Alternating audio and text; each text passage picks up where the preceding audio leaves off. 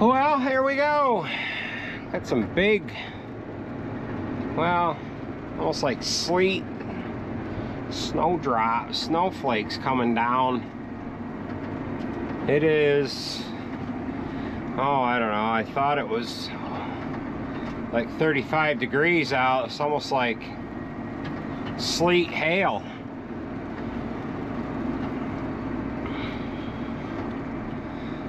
So we've got two barns to go on with this load. We went into 3 barns with the last one, and we'll have to explain that a little bit, I guess.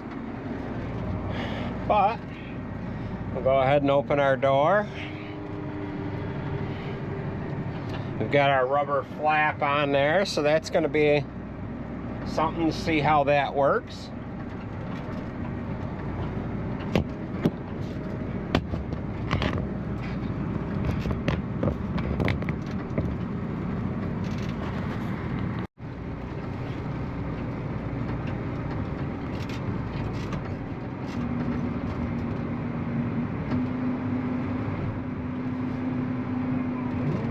Alright, just entered the doorway.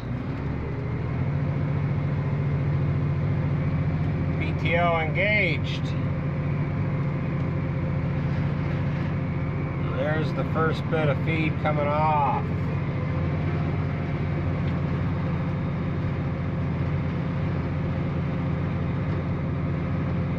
Boy, it really puts a larger amount of feed out that door. That door must be a little wider than the 1400. Close that door down a little bit. I don't need it open that far. So this load here is like 32 or 3,000 pounds.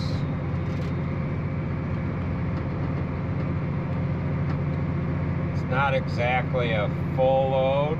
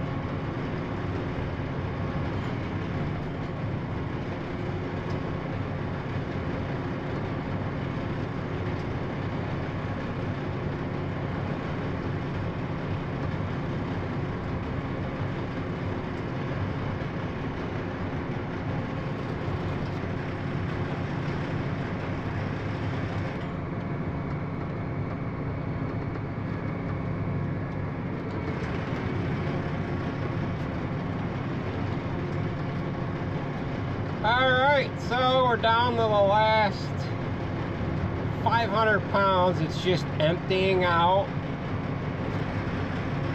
I think there was like 340 on it or something like that.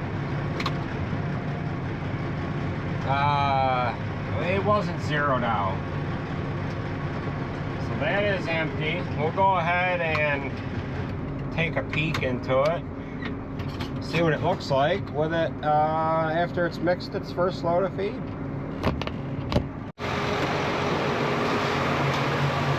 We'll take a peek inside here while we're in the barn.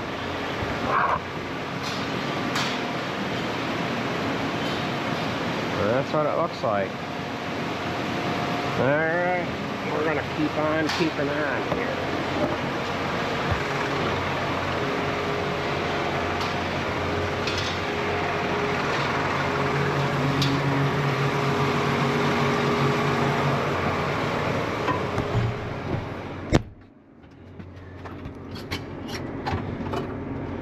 We can wind this up a little faster to get the last little bit out.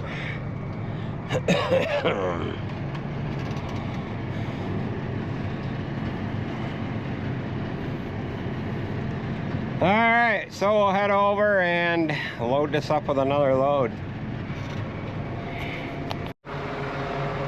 Alright, we'll load up with load number 2. Actually, it's load number 3 and 4. Kind of nice getting out of that, not having to turn the scale monitor. We can just load off of the monitor that's on the side of the mixer. So we're getting some little bit of snow here. Got a little bit of corn silage in the bucket. We're going to empty that out. And we'll join up with you guys when we get some daylight here. Once we get to the tail end of mixing. But this mixer is supposed to be 10 or 11 inches taller than that other one. And boy, it does not seem like it's any taller. Should park them side by side. To see what the actual height difference is. I know we could have stretched out a tape measure, but we didn't do that. So we'll join up with you guys a little later on once the sun comes out.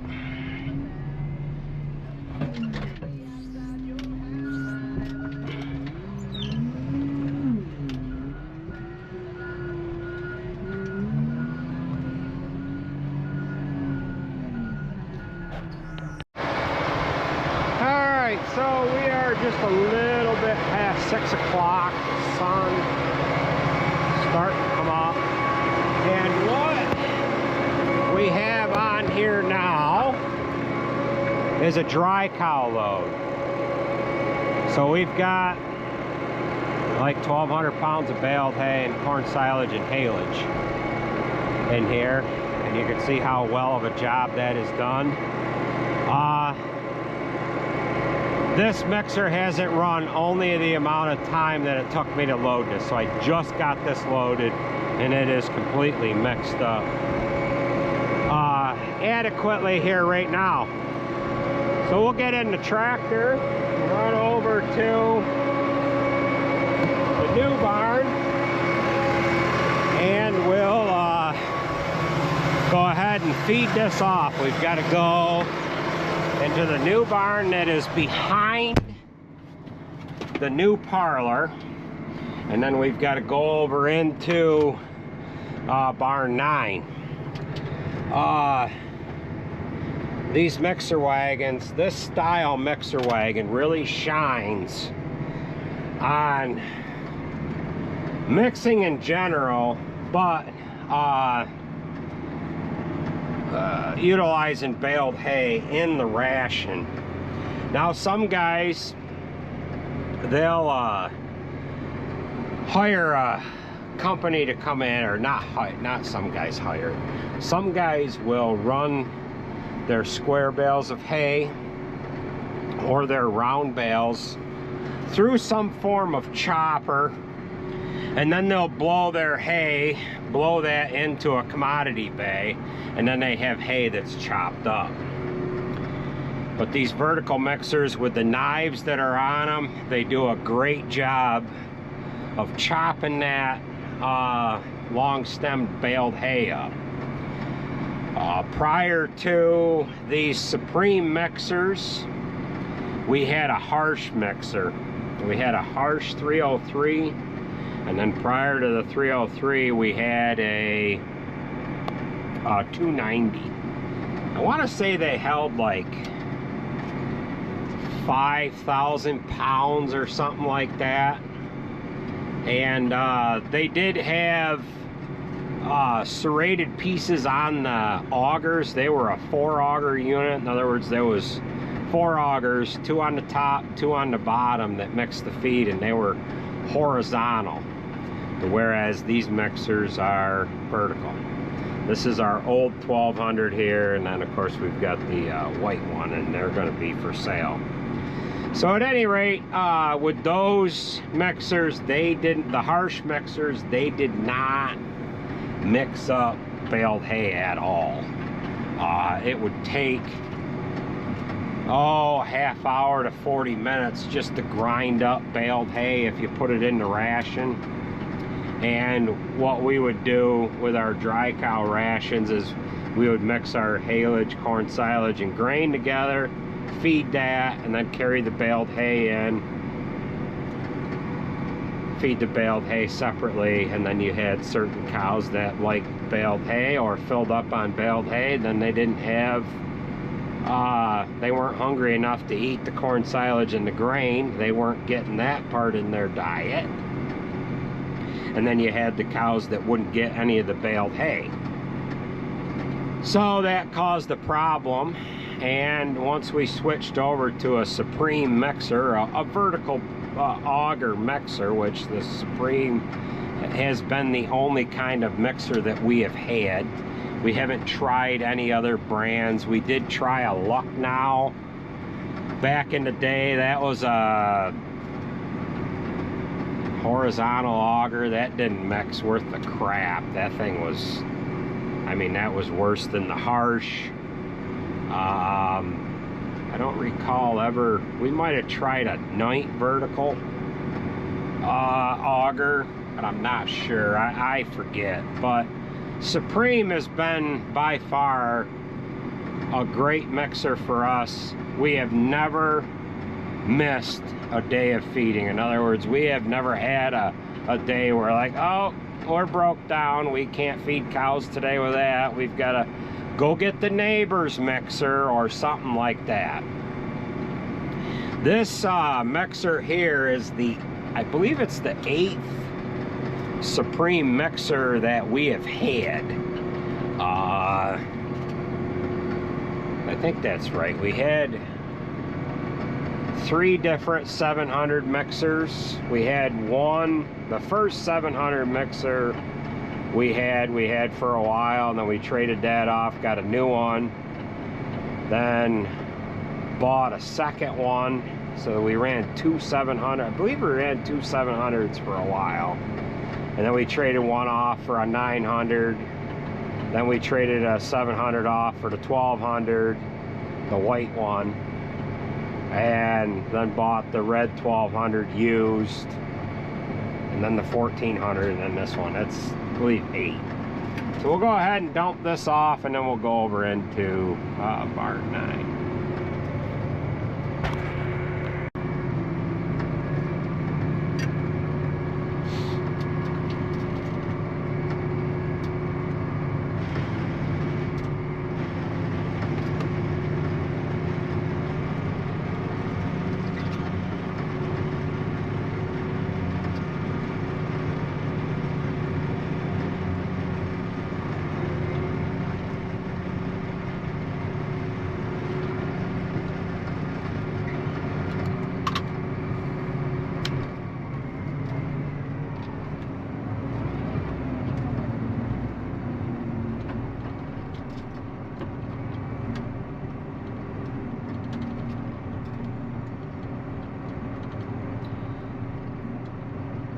So we have a dry cow group right there that we fed off to. That's the far off dry cows.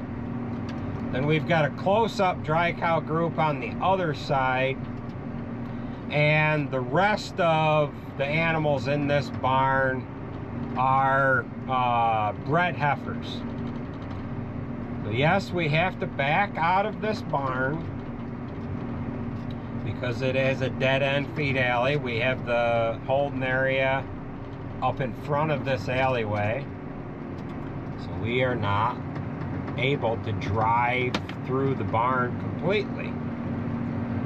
I get that question all the time when every time we do a feeding video. Why don't you have a drive-through? Well, all of our other barns, well, we've got other older parlor barns, not a drive-through, but that's just what it is. And we do a lot of backing up, if you will, being that we're in a dead-end barn or a barn that has a feed alley or a crossover alley. The cows might be crossing the alleyway or something because of one group getting milked on one side of the alleyway or the other. So that rubber flap that's on the front is working beautifully. It's keeping the feed on the conveyor, which is nice. We have that mess.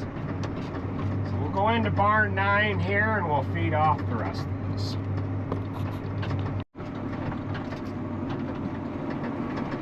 Alright, so we're coming into the east end of barn 9. We have breeding age heifers in here, along with one dry cow group. Once we start milking in the new parlor, there'll be milk cows in here and in the barn that we just came out of, which it's looking like we're going to be able to start milking in that new parlor on March 13th. So they're up here cleaning this barn now. Got the vac truck going down through the back alley. They cleaned the front alleys already. They cleaned them first, and then the feed comes in, and then they'll come over to the front alley because their feed is there.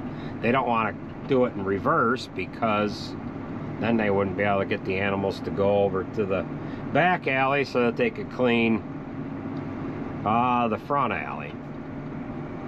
So like I was saying, that rubber flap has worked out beautifully. We need to implement that on the other mixer. You can see how the other mixer has got a lot of overflow crud on the front side of the conveyor and down over the hitch and whatever like that. So we'll empty this out and we'll grab the other mixer wagon.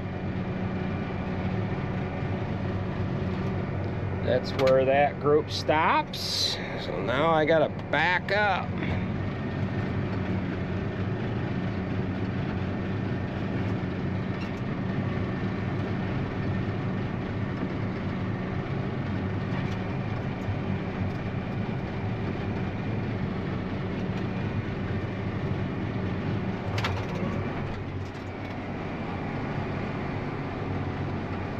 So, some of the reason why we have dry cows in this barn, the reason why we have a group here, it helps out in trimming their feet. So they come into here as soon as they're dried off. Then we have a hoof trimming room over in that little alleyway off on the other side of that back alley there. So hoof trimming tables set up there, and we'll trim the feet on these far off dry cows when they're in this group.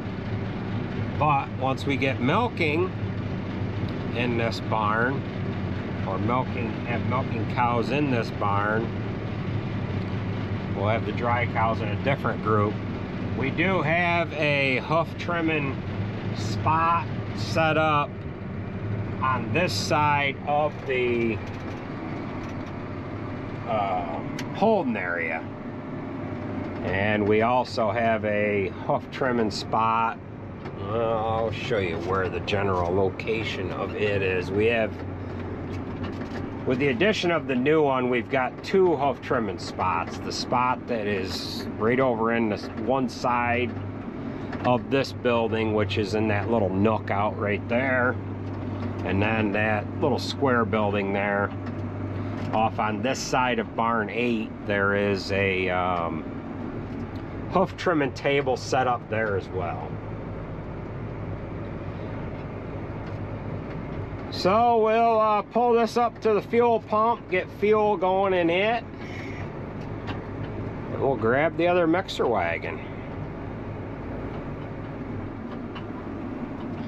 It's kind of a messy day here today, with it being warm enough for the snow to have mostly melted. The driveways look like crap, but it's just the season that we are in now. It's mud season.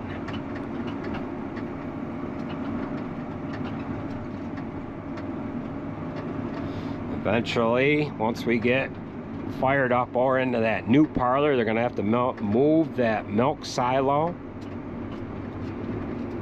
We'll have to hire a crane to come and move that, take that over to the new parlor. So let's get this up to the fuel tank, and we'll switch tractors, jump seats, and feed the close-up dry cows. This Freightliner here is the one that we bought for Sarah. I just got that back from Ryder here the other day, and we'll talk about that once we get it in the shop. Alex's is over there. You've probably seen that one in earlier clips here. So that one's full of fuel, and now we'll get this one filled with fuel.